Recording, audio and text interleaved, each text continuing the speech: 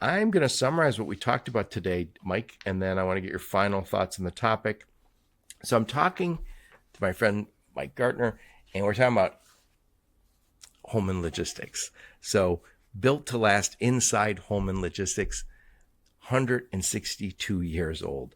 And we talked about 5 big points today. And these are some of the things that allowed you guys to stick around for 162 years. And we exchanged some emails this morning about the same topic, is the whole idea of operational safety. Operational safety isn't just about keeping people safe. It's about building a foundation that not only values the worker, but also is a really good habit to acquire. If you're getting safety right in a big facility, you're also getting a whole bunch of other things right. If you're getting safety wrong in a facility, I guarantee there's a whole bunch of other things going wrong. I'm an automotive guy, and when I used to work in engineering, we had safety parts. Safety parts always had to be tested a lot more.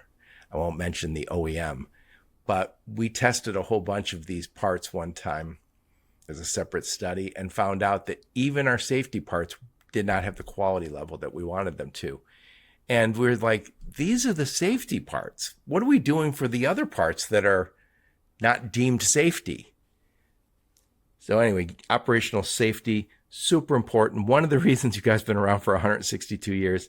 And again, beyond safety, just having a culture of, let's get the operations right. Let's get them clean. People first, performance driven. When you have the biggest companies in the world working with you, the Costco's of the world, we didn't talk about your other customers. You have to be people first so you can be performance driven. But make no mistake, those companies demand performance. It can't be like, hey, everybody's here singing Kumbaya. I'm sure there's some very difficult days. Not everyone's humming while they work, but if you do it right, you can get both the people part right and the performance part right. We also talked about the importance of the true partnership model. You're not dating, you're not engaged, you're married. So take the time and vet that 3PL. And we didn't talk about it, but I guarantee there's companies that Holman has talked to over time and said, thanks, but no thanks. I've talked to a lot of warehousing companies on my podcast and separately off my podcast. The worst ones, the ones who get in trouble, say yes to every new customer. And I know why you do it. I'm a small businessman myself. It's really easy to say yes because you're getting the money next week, but they are going to drive you out of business if you pick the wrong customers. And in the warehousing business, especially during COVID, when everyone was starting an e-commerce brand, those little companies are almost impossible to make money on. They don't know their own business. You can't figure it out either. Last but not least, we talked about modern capabilities, heritage values. You guys have been around a long time, but obviously kept adapting. You're not you might be 162 years old, but you're not using 162-year-old ideas to run the business. Anyway, enough of my blather. Put a big old bow on this one, Mike.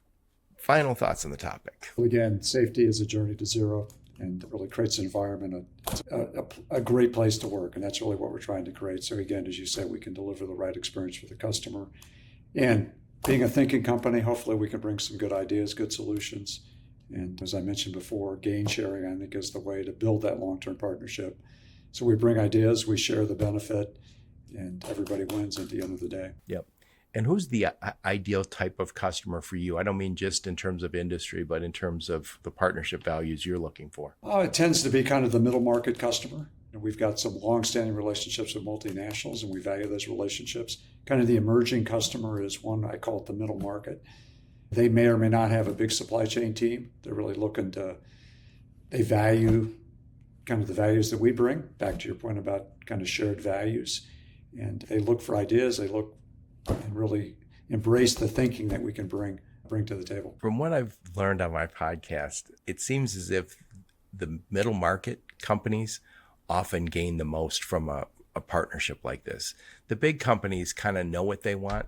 They've been around, they have a little more capability, a little more money to spend. The mid market are trying to figure out, how do we get to the big leagues? And they need a partner who says, yeah, we already play in the big leagues, we'll take you with. Yeah, we could show you, here's some of the big leagues players that we have. some of the ideas we have, and yeah, we can take care of that problem. Yeah, and we didn't touch on it too much here, but that operational efficiency, being really good operators, that also shows up in your on-time performance. And we talk about with Walmart, OTIF, on time and in full, but every major supply chain has some version of on time and in full. And I say it all the time is,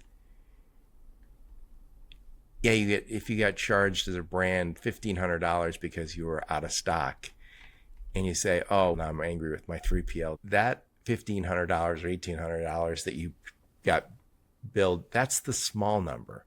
The bigger number that you can ever measure is you just hurt your relationship with a huge big box store. They're judging you. They got scorecards too. Also, us consumers, when we get there and say, I want to buy this type of peanut butter, but it's not there, I'll try something else. You don't know how many customers you lost. So operational efficiency seems like, oh, I can kind of tell because the $1,500, how many times I pay that. Those out of stock, or just as bad, way too much stock, those are the silent killers, because you can't always measure it. You're in a bad place and you don't know it. And oftentimes that dates back to those companies hiring the lowest cost provider. Yep. Again, if you have a true partnership, they're going to do everything they can to make sure they maintain that relationship.